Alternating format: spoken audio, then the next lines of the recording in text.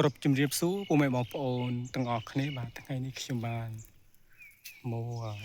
កណ្ដាលវិស្រែដើម្បីបង្ហាញពីផ្លែល្ពាក់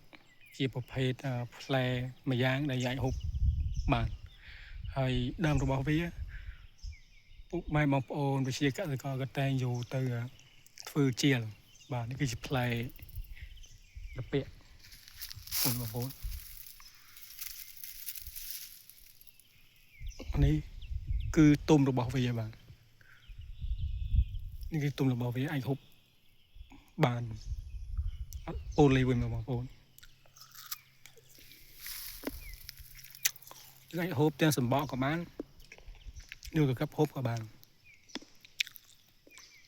យើងប៉លេះវាមកទូសម្បកចេញយើងទូតផ្លែរបស់វាខាងក្នុងដើម្បីបកអំបិលមកប្រឡាក់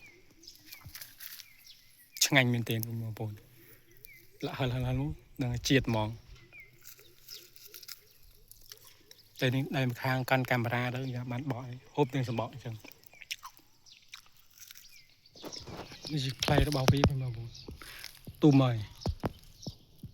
ច្រើនមែនទែនសិតតែផ្លែទុំ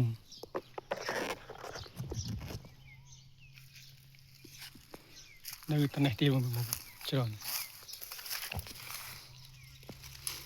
លើយើងបេះដើម្បីយកទៅផ្ទះដើម្បីបកអំបិលយកសម្បកចេញអស់យើងដាក់ប្រឡាក់ជាមួយអំបិលហូបនឹងទៅជាតិត្មង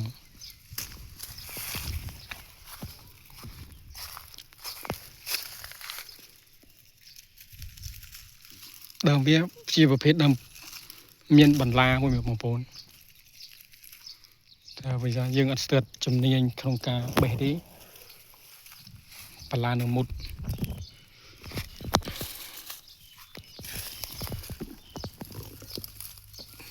តែដើមរបស់វាបន្លារបស់វាអ្នកជំនាញប៉ុណ្ណាក៏នៅតែមុតដែរពុកម៉ែបងប្អូនឲ្យតែយើងធ្វើប្រហែស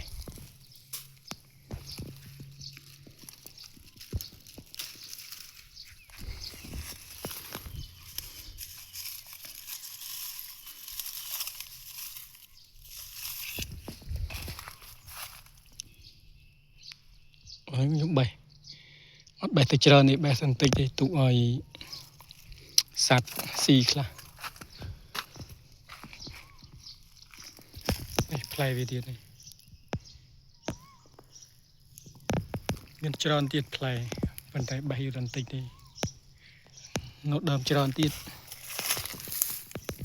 នៅពេញដីពុកម៉ែបងប្អូន